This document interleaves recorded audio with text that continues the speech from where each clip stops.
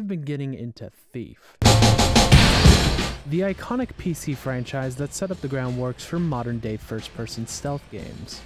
Despite the extremely 90s looks, the core mechanics of these games are so perfectly implemented that even someone like me, who has only played these for the first time as of recent, can pick up on its fundamentals by stealth games I've played that came out well after.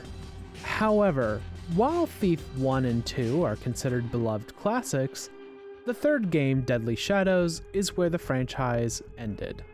Clunky movement, buggy AI, and an overall drop in quality, which was annoying to fans because deep down, there were interesting ideas and even some compelling and horrifying storytelling. They just had to do all the work fixing the damn thing. If it weren't for the love that these games have, all three of these games, especially Shadows, would have been lost in time or damn near unplayable. But after the third game, publisher Eidos Interactive decided to not continue on with the series. Sad, but it kind of makes sense.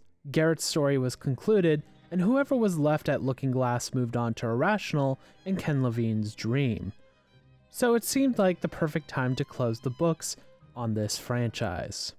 Until in 2014, when Eidos and their Montreal development office released Thief to the world. And it wasn't a remaster, but a reboot. Okay, that's fine. It's been long enough since Deadly Shadows, and Garrett's story was over anyway. To have such an iconic IP return was a pretty big deal. But despite the hype and the return of the Thief name, the 2014 game was, well, yeah, this game had a lot of baggage. But to me, someone who has only played the original games recently, why is Thief 2014 so despised? Only one way to find out.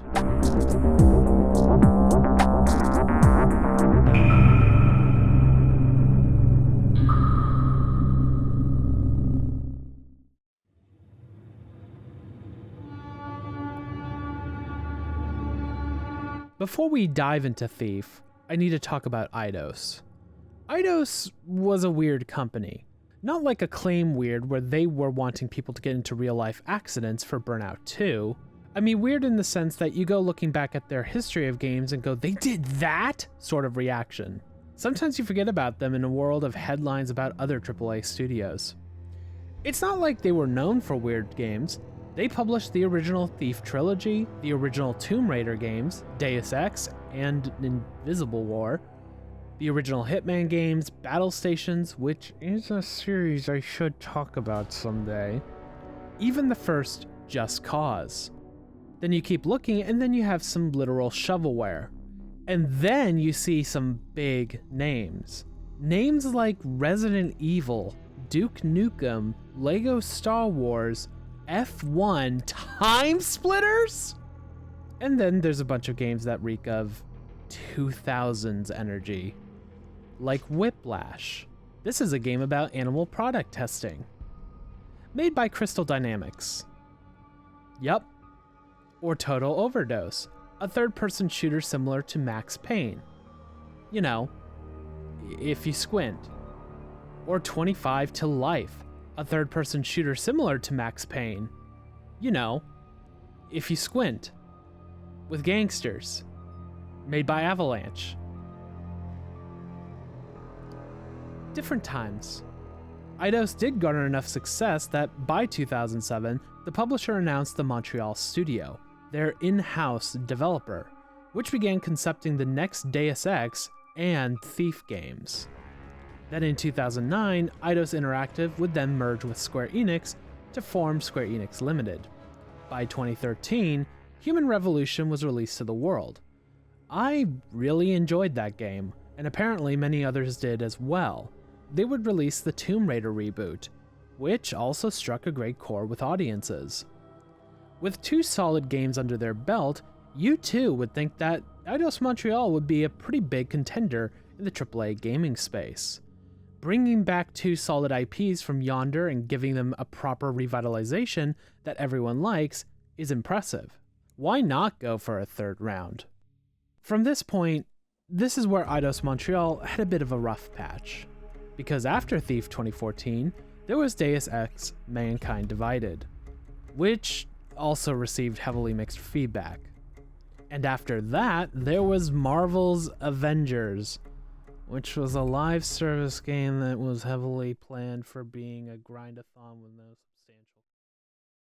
Shocker. Hey, at least they had 2 more Tomb Raider games. I never played them. On the bright side, they did garner success with their Guardians of the Galaxy game, and they are currently working as a support studio for the next Fable entry. But would those games have been somewhat redeemed for their qualities, faults and all, except for Avengers, Thief 2014 remains as somewhat akin to a cursed object. Even though a follow-up to Mankind Divided was cancelled, there was work towards it. Even fans would have liked another entry in that franchise. But Thief is a different story. Square and Eidos Montreal have made no mention of an upcoming entry, and even fans of that franchise have zero interest in a sequel or reboot after this. To me, this is fascinating. There are cult classics and even primetime games that you and I genuinely love to the point where I want to see some sort of rejuvenation. Crimson Skies, Viva Pinata, World in Conflict, or something more mainstream, like Half-Life, Bioshock, and especially Bloodborne. Just come on, guys. Just do it already. Please. But here is a beloved major player in the PC gaming scene that did get a reboot, and it was received so poorly that no one wants another go. And for the record, I was going to play this all the way back in 2019, but I played about 5 minutes of the prologue and then stepped away from it. But now, I want to know why people despise Thief 2014. I mean, how bad can it be?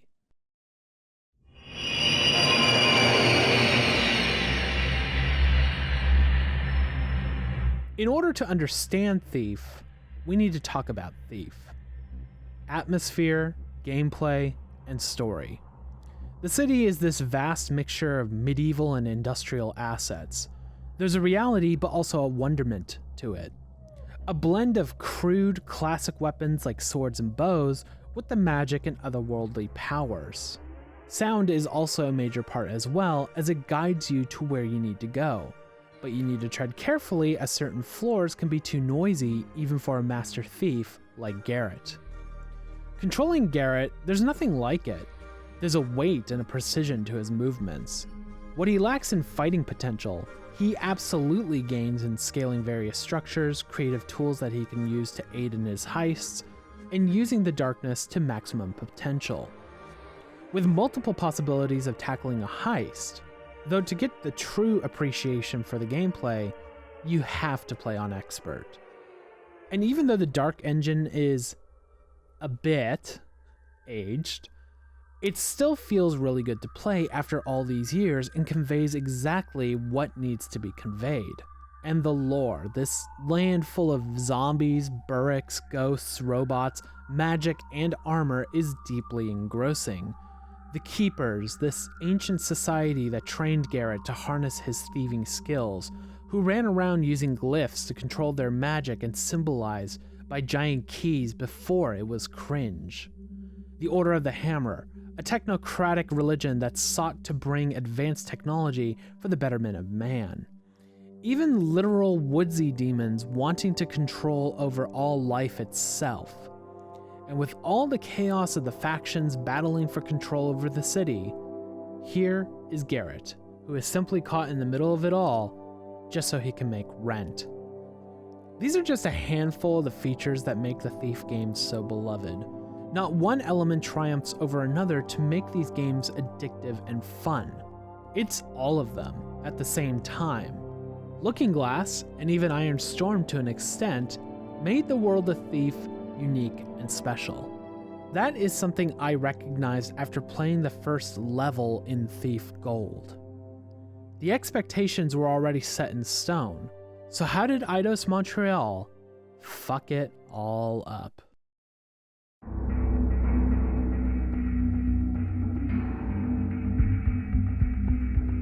Originally, there weren't any plans for a reboot at all. It was genuinely going to be a fourth entry in the series. Way back in 2009, Eidos Montreal announced Thief 4 as an early project. Instead of the same team that did Human Revolution, this was a separate, smaller team within the studio.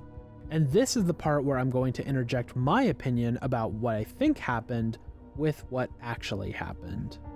I personally got the sense during my initial playthrough that there was not a collaborative idea of what the game should be. See, quotes like this, that just means we have the Thief name and we have zero clue what to do with it. As far as I know, no one from the original trilogy was involved in this project. Although during the concept phase, Randy Smith, a designer for the original games, suggested to Eidos that they should just avoid bringing back Garrett, and that, to me, makes sense. That was kind of the point of the ending of Deadly Shadows. The cycle begins anew. And the good people at Eidos Montreal looked at that idea and said, no. But we are thinking of shoveling in multiplayer to a name synonymous for not having multiplayer. In my opinion, there is only one single-player game that should be legally allowed to have a tacked-on multiplayer, and that's Bioshock 2. Thankfully, aside from leaderboards, whatever multiplayer element they had in mind was scrapped. Are you going to bring back Stephen Russell at least? Also no. We need our voice actor to perform full performance capture, so we need someone super athletic, like Garrett. We could have just pasted Stephen's voice over the actions like the majority of companies do already, but we're French and Canadian, so we need someone by the name of Romano Orzari to play as Garrett. He played as Ezio's father in Assassin's Creed 2. Oh, that's why! That's why Garrett sounds a little Italian in this! Holy shit! Speaking of the ass of Creed, the Assassin's Creed games came out during the development of Thief. Massively successful and incredibly important titles for the time in terms of technology, gameplay, and environment design. One of the French and/or Canadians suggested that the game should have a third-person perspective. Everyone else looked at Deadly Shadows, looked back at that person, and scowled at them to the point where that person instantly vaporized. But they did like the idea of the environmental clamoring, so they took inspiration from that. But more noticeably, there was another game that came out that heavily inspired Thief. The first Dishonored in 2012 was a major success for the people at Arcane, as it was majorly inspired by Thief and its world, but enveloping its own identity. And it showed off all the chops that Arcane was known for. Level design, gameplay, narrative, everything. By the way, I haven't played it yet, but when I was doing the research and script writing for this video, I learned that Stephen Russell voiced Corvo in the second game. I like to believe that this was his middle finger to Eidos Montreal. Speaking of, during the development of Thief, gossip spread that a lot of the major figureheads for the new Thief at Eidos Montreal left the studio. That gossip turned out to be true. What happened was that a bunch of new hires came in from Ubisoft Montreal, and those new hires would perform the ancient art of collegial favoritism. This would divide the office. The ideas that the original team had for the game would either be rebuilt or scrapped by the Ubi people. The partisanship was so bad that in the same month that Game Informer did its big story on the new Thief, even having it on the cover of the magazine itself, lead game designer Dominic Fleury left the studio. The division in the office was getting more and more toxic. Between late 2012 and early 2013, the staff was forced to create a press demo for upcoming events like GDC and that Game Informer article. The demo took about 10 months to create, and it took place in the brothel level, but featured, quote, Cinemax-level sex sequences that the animators were uncomfortable making. I'm not going to show those parts in the brothel level for obvious reasons, but they're somewhat toned down compared to what I've read. Type 2 in the chat if I'm wrong. At the end, the final product looked nothing like what was planned. Gone was the idea of a sequel, now retooled into a full-on reboot. On February 25th, 2014, Thief 2014 released to a severely disappointed audience.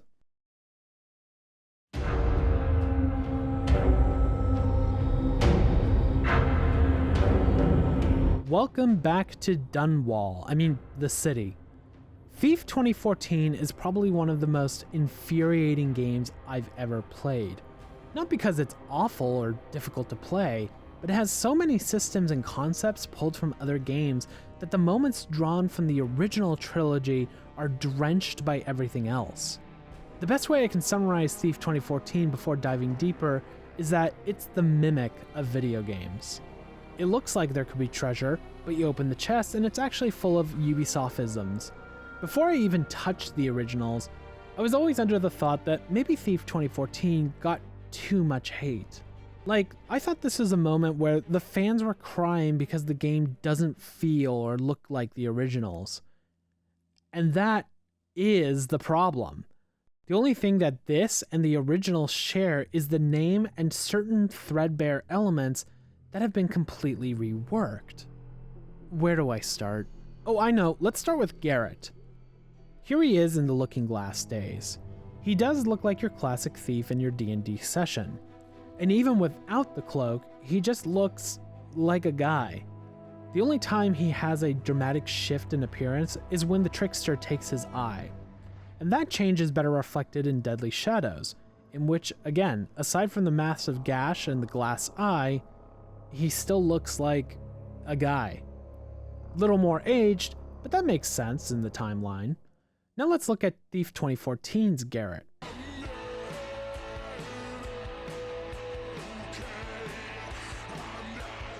Why the emo eyeshadow? Why all the exposed armor and gear? Don't you think a bow that advanced looking might stick out? Whatever happened to keeping a low profile? Is he going to the Black Parade later? He was trained by the Keepers, and they gave him cool tech like his magnifying glass eye, so I guess the visual changes are fine. What's that? You're saying that he wasn't trained by the Keepers? The Keepers aren't even in this game aside from a dumb "remember that" collectible you can find? What about the hammers? The pagans and the trickster? Also name drop? Burricks? It's just a bar? The magnifying eye is gone?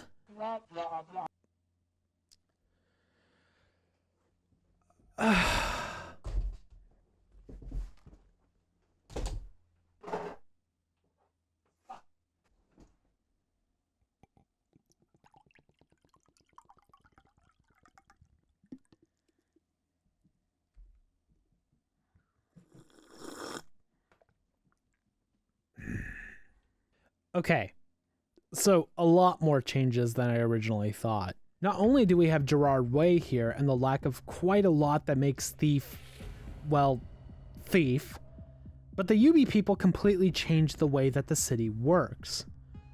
There was always a vagueness of how the city functioned in the original.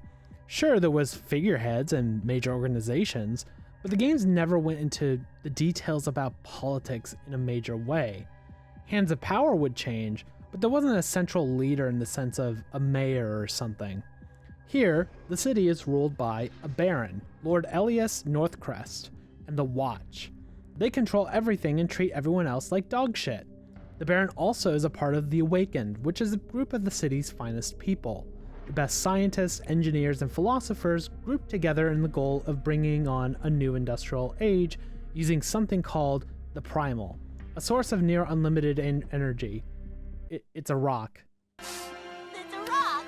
A rock! It's fine, but what makes it agitating is that the groundwork was right fucking there, and the UB people were blind to it.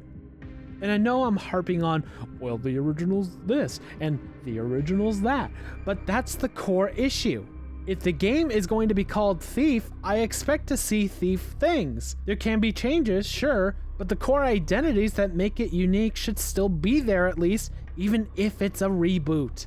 You can't tell me a chicken tastes like turkey just because they're both birds. There's going to be more comparison, but let's talk about the game for a bit. On a visual level, the game looks good. The city itself is a maze of brick, wood, and metal all over. One thing that is striking is the lighting.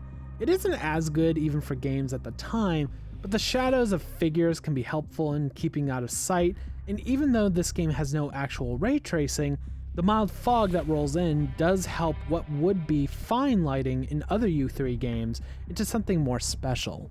Yet, while the game looks good, it is very apparent that they borrowed a lot of style and identity from Dishonored. The silvery blue hue is what majorly gives it away. Dishonored used this a lot in the night levels, but that game played around with its time of day in which Corvo tended to his victims. Thief 2014 always takes place at night, apart from the prologue. That's not abnormal, as most of the original takes place at night. It's the art direction that keeps me thinking of Dishonored. In certain angles, like the shot used in the main menu, it looks like Dunwall with a lack of whale oil. Even without the whale oil, lots of the city just looks too much like Dunwall. I'm not going to claim that the Ubi people completely ripped off Arcane, because that's beyond false. But because so much of Thief 2014's looks are so similar to Dishonored, that the comparison can never really be dismayed. It's the Safeway Select version of a name brand, and that apt comparison continues to the gameplay.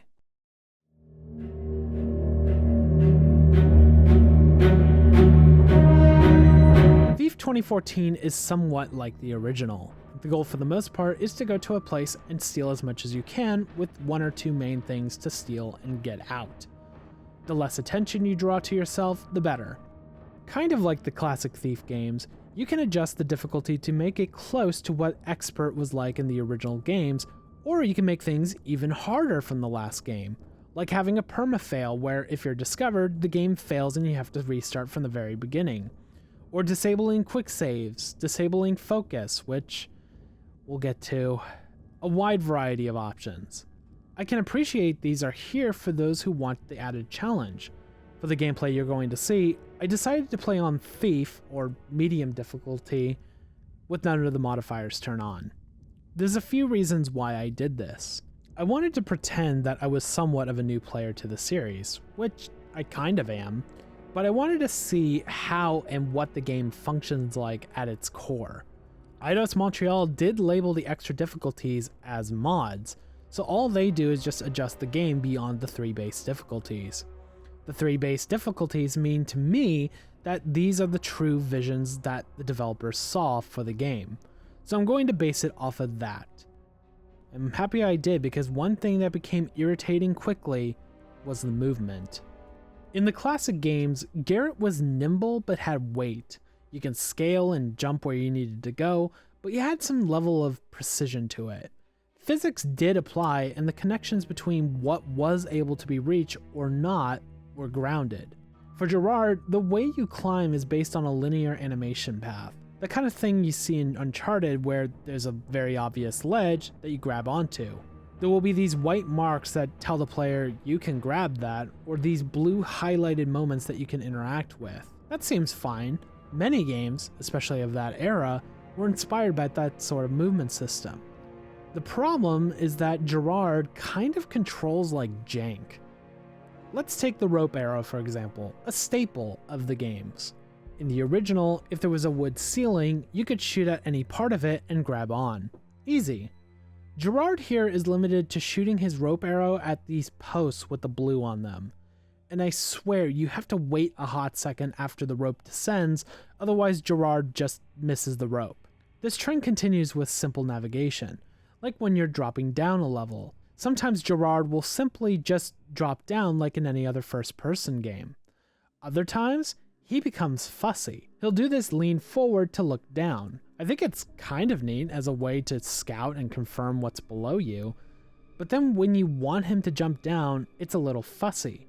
I thought it would be something like spacebar to drop him down, and sometimes it is, and sometimes it isn't. So what will happen, and I emphasize will happen, is that you want to flow through a level, but then Gerard will become obnoxious to control, or he'll miss certain cues because the hidden animation overlord's prompt didn't align properly. The French Canadians were really wanting to showcase their animations because there's a damn animation for everything. Sometimes it makes sense, like opening a door or vaulting over something, but then it becomes disruptive to the stealth you're trying to conduct, like blowing out candles. Gerard either uses his fingertips or does a wave if it's a candelabra. It's neat the first time, but when you're trying to avoid guards, that second where you can't move away because it'll cancel the whole action can become costly. Simply put, it becomes tedious. Do we really have to see Gerard do the same little ooh la la finger dance right before he opens a safe every time? Was anyone really genuinely thinking, you know, that whole Garrett just instantly grabbing loot thing is kinda unrealistic, right? To me, it makes sense for the collectible or major loot where it's special, but for every piece of loot where we have to be locked and watch the arm extend and grab it? Do we really have to watch a knockout animation for every guard we knock out? Whose idea was it to do the same opening a window QTE over and over? I just want to move about this world in a way where I feel like a thief and doesn't waste my time. Guess that's too much to ask for. On the note of these, Thief 2014 has a semi-open world. You can travel from area to area that features more looting possibilities, lore, and even some side missions. You can also get upgrades and more supplies from vendors. Some of these upgrades are pretty essential to opening up opportunities, such as the wrench that can open vents or a set of wire clippers to deactivate traps. There's also focus points. These are smaller buffs that can give Gerard things like more health, better bow control, or even more ways of detecting loot and supplies. However, aside from the tools, I didn't really see a need or a desire to go after more focus points. You can get them by donating to Granny Rags, the Queen of Beggars, but frankly, I didn't notice much of a change, and the only focus points I got were the ones handed to me by completing certain main missions. So why spend the gold on the beggars when the black market merchants have much more useful things to aid in my sleuthing? And sure, sleuthing is still a major part of Thief 2014, but a lot of the characteristics has been changed or flat out removed. One of the major staples of the classic games was sound. It was heavily told and reinforced through gameplay that certain surfaces Garrett walked on would make too much noise and alert the guards. Carpeted surfaces were fine, but stone and tile, even when crouched, would be too loud. So the way to navigate loud floors with many guards was to use moss arrows that would silence Garrett's footsteps. Thief 2014 looked at that and said, "That's very, very hard." Gone are the moss arrows, and now there are only two surfaces that if Gerard walks on, it can alert the guards. Broken glass and water. I'm not joking. That's it. That's literally fucking it. Not even an option in the custom difficulty. And then you can even get leather oil, which is a permanent upgrade to Gerard's footsies. So now you can crouch walk normally on water and glass, and the guards won't notice unless they're right next to you. Gets even more fucky because Gerard has an ability called swoop. No, not her. Basically, Gerard does this dash thing that covers a strangely large amount of distance. The idea is to use it to quickly dash between cover to cover. The thing is that there's no cooldown, so you can just spam this shit over and over and over again, going bing bop boom bop bam bam. Yeah, you can be spotted if you're not careful, but holy shit, this AI takes an actual century to respond sometimes. You have your trusty blackjack, which you can knock out enemies, which of course has its own animations. Gotta show off the animations, gotta show them off, they're so good. Oh god, I love animation. Oh, and if you get caught, you can fight back. Of course you can use your bow and arrow to kill guards, even though I wouldn't consider that being a master thief, but whatever, Gerard. But if you actually need to fight mano a mano, weapon on weapon, you can. And before you ask, no, Gerard doesn't have a sword. And no, you can't get one from the black market. So what do you use? You want to see it?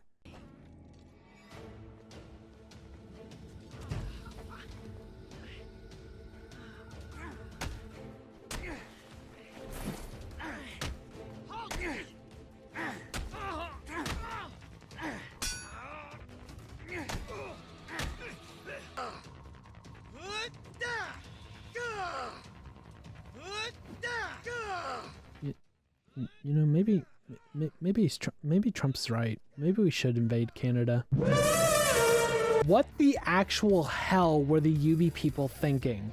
The aggravating part is that there are glimpses of brilliance.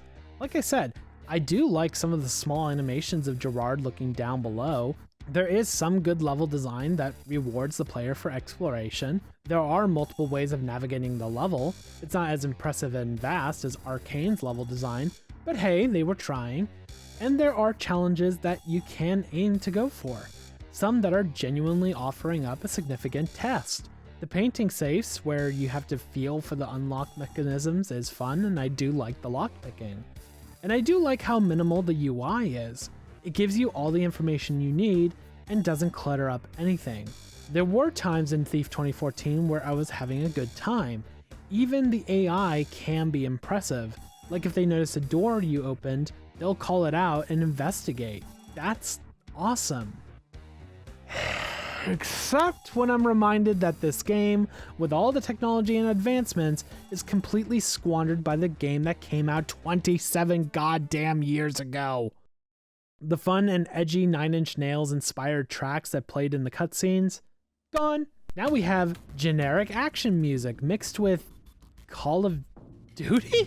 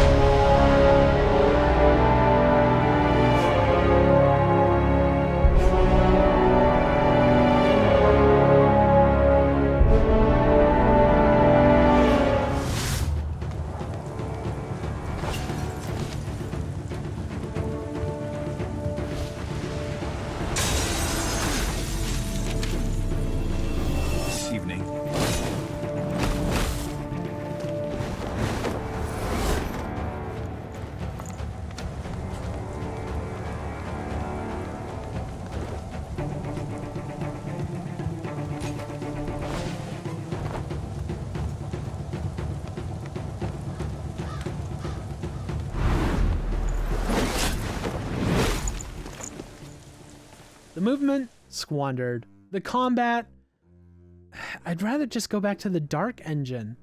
The detection meters. Look, I know I can turn it off, but they didn't need to be in this game. That's the point. But there is one major gameplay element that needs to be discussed. We need to talk about the focus system. Okay, so if Gerard has enough opium in his system, and yes, it is opium, he can use focus. This highlights all matters of things like loot, interactables, guards, the control hub for traps, hidden door switches, you get it. I know it can be turned off, but again, it's a system that Looking Glass nor Ion Storm did not bring in because that wasn't the vision. Garrett was a master thief, not a baby. I might be over embellishing this comparison, but it's kind of like the argument of Dark Souls and Souls-like games having a difficulty slider. Yes, it can be done, but that's not the point. The point is for you, the player, to learn and adapt to the enemies and bosses you fight. And if you do need help, you can use a summonable player or whatever to help you. I personally feel that the focus system can be in here, but it should have been buried in the settings somewhere, or just have the damn thing turned off by default. The bottom line is that the office politics that went on at Eidos Montreal are really on display in gameplay alone. There are challenge modes where you can compete against friends for the most loot or whatever, which, cool, I guess. None of my friends cared. Not many people cared. Even the leaderboards are pretty washed. And if you really want to see how divided that office was, all you have to do is pay attention to the story.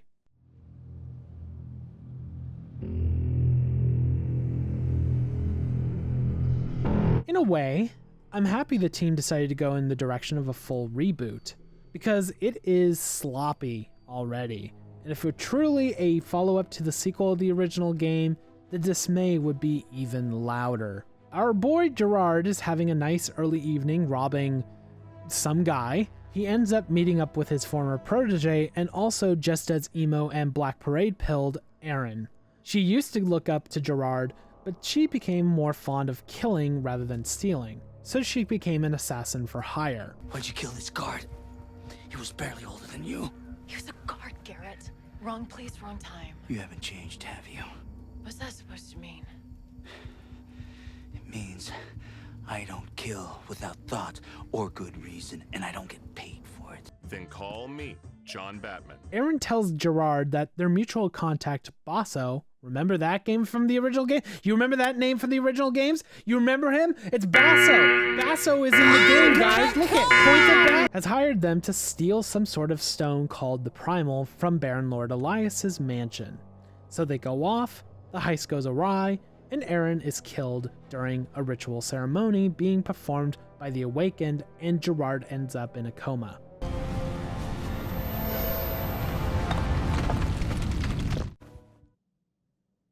Oh. What the fuck?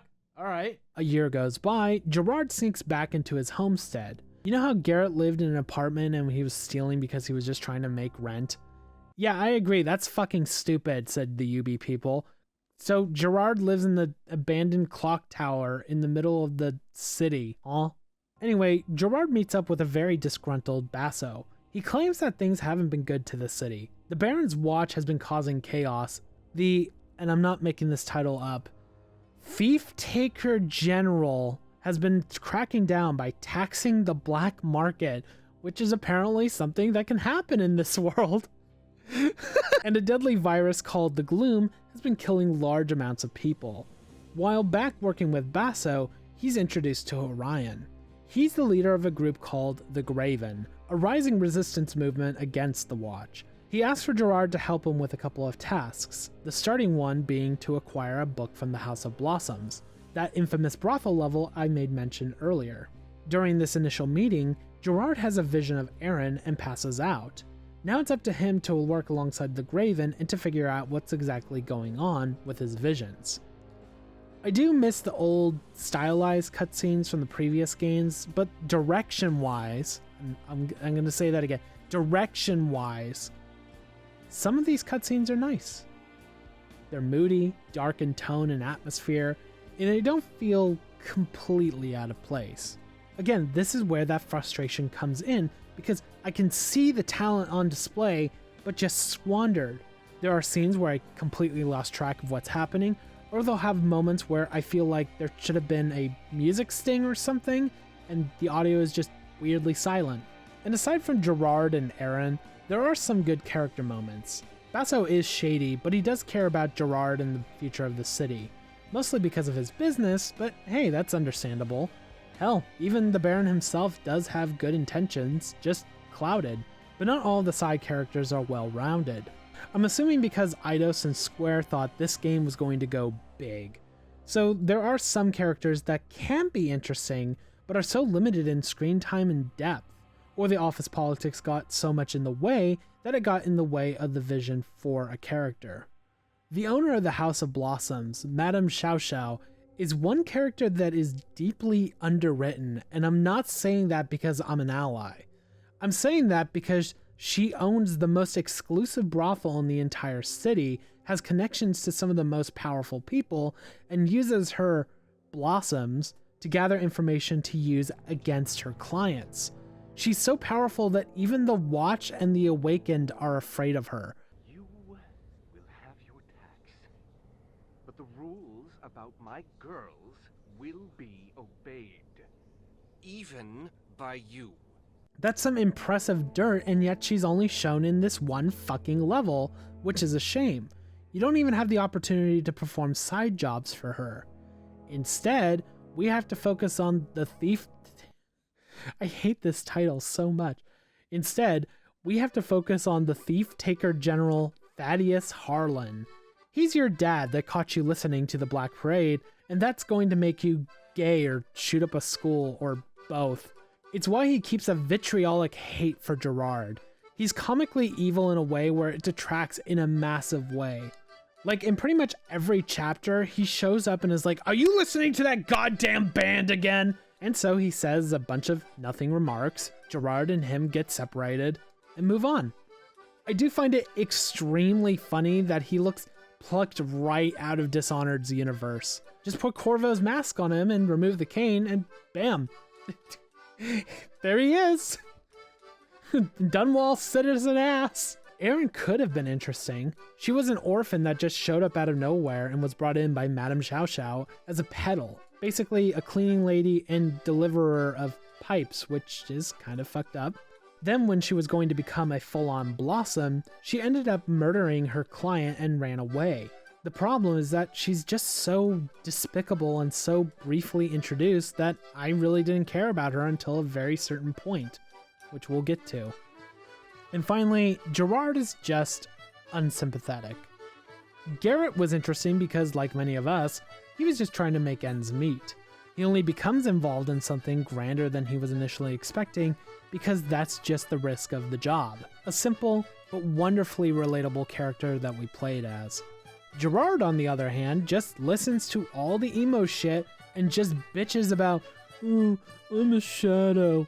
Nobody notices me. That's why I steal. I don't care about the city. You're not my real dad." The only times where Gerard is tolerable are the very brief moments where he's acting like Garrett. But no, we have Gerard, and it's going to get even worse. During the course of the story, a lot is revealed.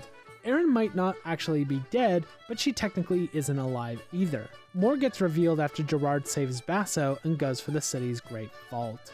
After meeting up with his dad again, Gerard gets inside. Instead of gold or gems, it's a piece of the MacGuffin.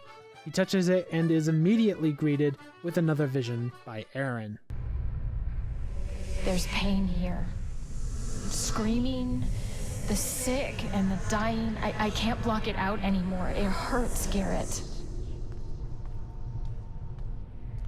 But underneath all the noise lie the whispers. Follow me, Garrett, and I'll tell you a secret. Northcrest. He's here. You want to know what happened? Where you've been? Come to the asylum. Moira harbors truths others would sooner forget. Things are still vague, so he heads out to the only possible place that could have some answers. Moira Asylum, which is a clear copy of the famed Shalebridge Cradle from Deadly Shadows. It's fine, kind of creepy, not as subtle as the Cradle. This is where we learn what happened to Erin. She didn't die, but her body became infused with the MacGuffin during the ritual. This allowed for Erin's psyche to be subconsciously broadcasted to the people of the city, which ended up causing people to go insane, which is the Gloom. When she was brought into the asylum after the incident, Baron Elias Northcrest used the patients as a test subject to understand her fusion and the effects. Not only did both the staff and the patients suffer from the Gloom, more extreme exposure led to the creation of the Freaks. These creatures are strong, fast, and of great hearing. And I do like their design. Like when you get spotted by them or they detect that you're near them, their eyes just shoot up blue, which is honestly a nice touch. I like that. He's here.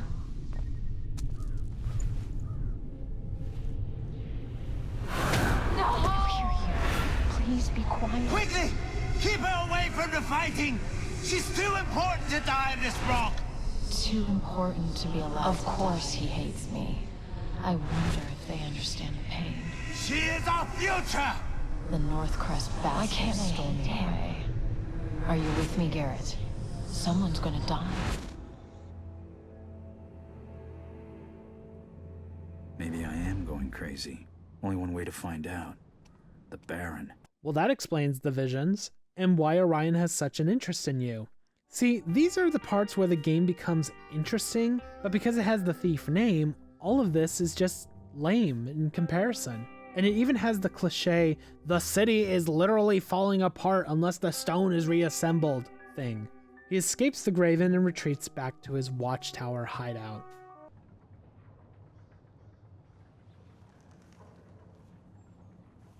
Something has changed in you, child of the shadows.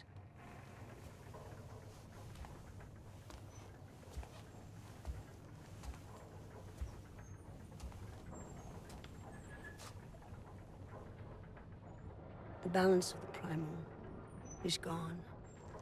It was talking to you, but you didn't listen. You mean Aaron? The accident didn't just fill her with primal. It fused her with the city. If she dies, with the primal still trapped in her, then it dies too. The city unravels like it never existed. The Baron thought the primal could be removed from her with all the pieces.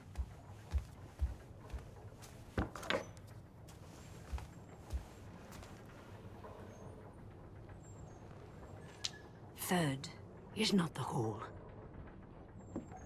But you have seen the missing piece. Think. Orion. You must go to the cathedral tonight. Once you steal the missing piece from Orion, you need to find a way to take the primal from Erin. And she must not die.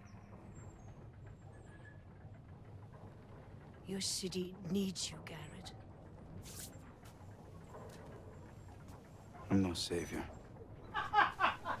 Like it or not. Listen, sorry, I'm getting tired. Let me just fast forward through this section. So, how's it going? You excited for the new Final Destination movie? I am. Yep. You gonna ask Jess out yet? Or, oh shit, we're coming up to the end. Old men, bitter, greedy, fighting over power like dogs with a bone.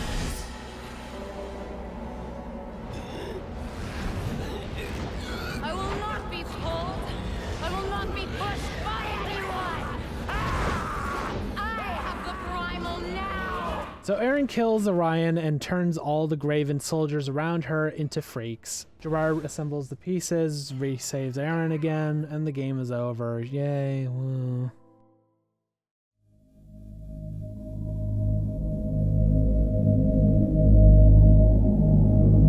I wanted to give this game a chance, mainly because from the outside looking in, the rage and hate from this game seemed disproportionately overblown.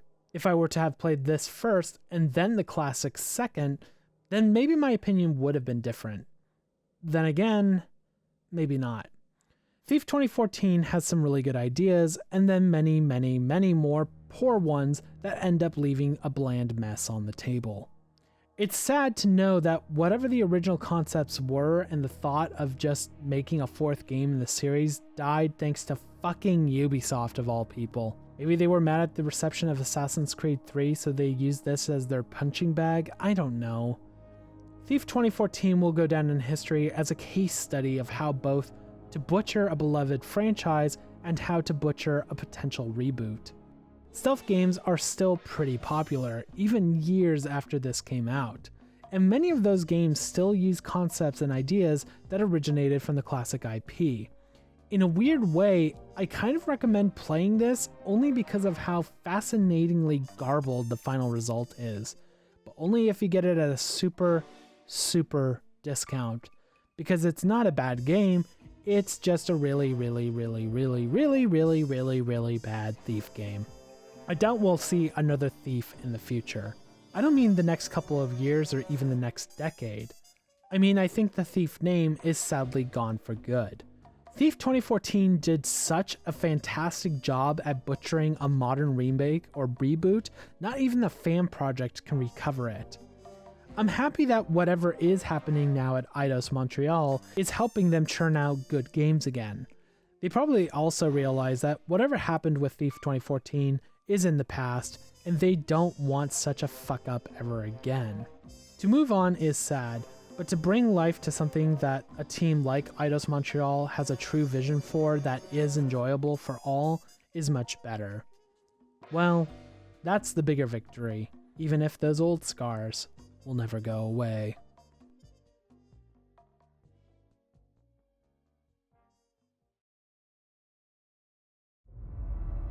I thought I was dead. And who are you? I'm not re-editing the video.